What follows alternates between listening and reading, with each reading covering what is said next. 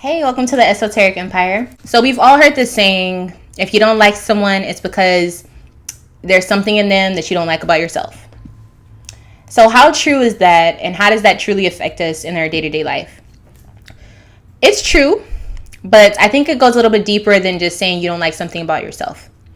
Now, the reason I'm making this video is because I was doing someone's chart and interpreting it for them, and I find that they had a lot of opposition or opposing factors within their chart, which can lead to someone being very indecisive or codependent, or just never knowing what they want to do and having these stalemates kind of in their life. And so when I was thinking of what oppositions are and what they mean just in life and in general, they're polarities. So they're opposite ends of things. They're, opposing factors.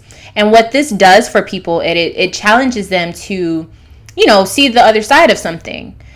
So I did a little bit more research, and the best way that I can explain it would be if you're in a house and you hear both doorbells ring in the front of the house and the back of the house. You have two doors. You being in the middle, you're like, I can't be in two places at one time. Where do I go? What do I do? And so when you have these placements in your chart, that's what it's like for whatever piece of your life that it revolves around, being whatever house it is. And so you'll find yourself kind of doing this motion.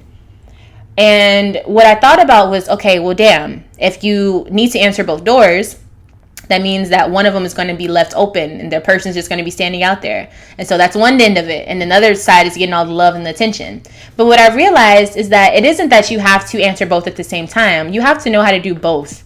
You have to know how to unlock both of those doors and allow both of those things to kind of coincide.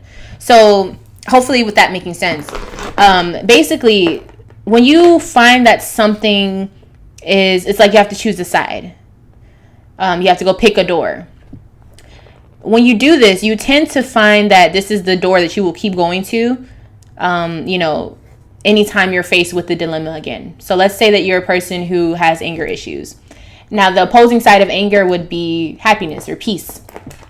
So let's say you choose, whenever you get uncomfortable, to get angry or to get, physically violent.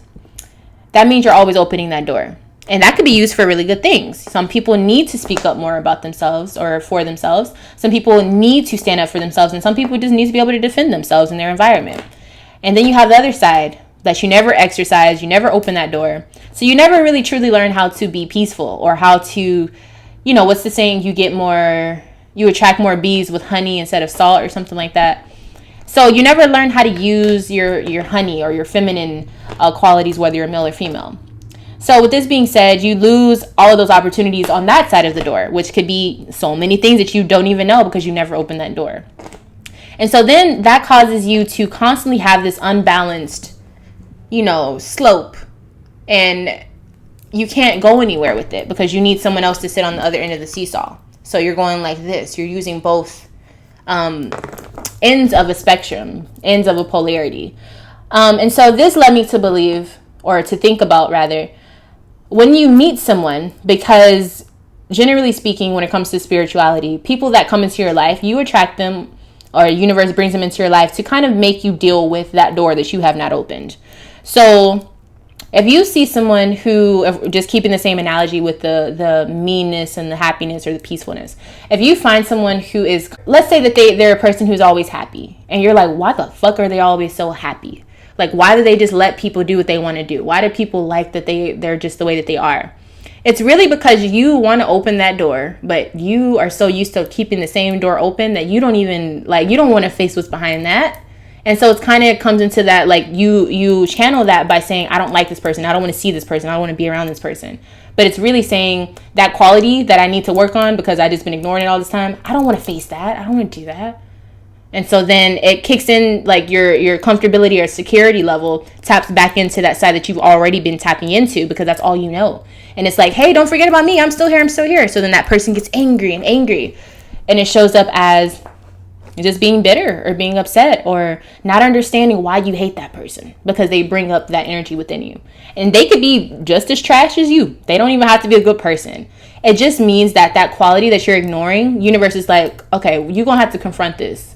You want to fight? Let's find you somebody that doesn't want to fight, but you want to fight them. What are you going to do then? You got to get on their level. You got to, tilt the scales a little bit.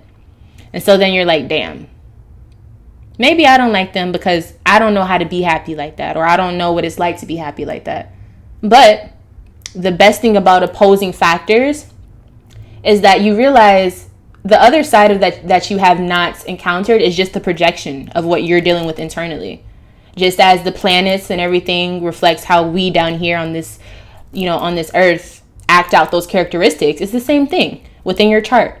Whenever you start to ignore or neglect a certain part of your chart, it will show up in a person coming in or an event happening. That's how our spirit talks to us. That's how universe communicates with us.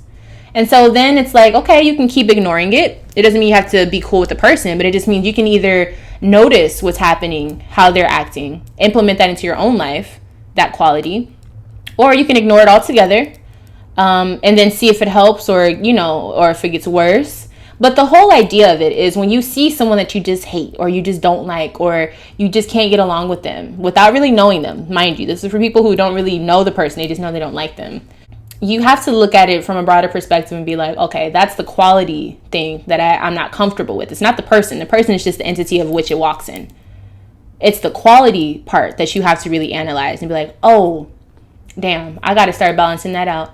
And then it can even go to the point where you can start noticing things like that. And then you look in your chart and you'll see literally, here you are and here's this other person's energy opposing.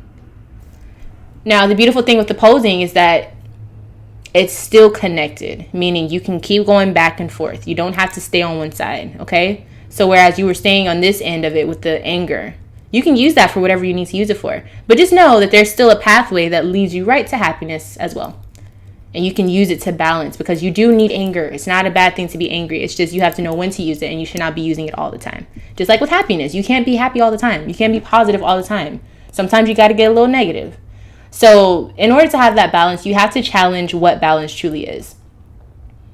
And sometimes that means acknowledging someone you don't really want to. It shows up that way in life. It doesn't mean you have to be best friends.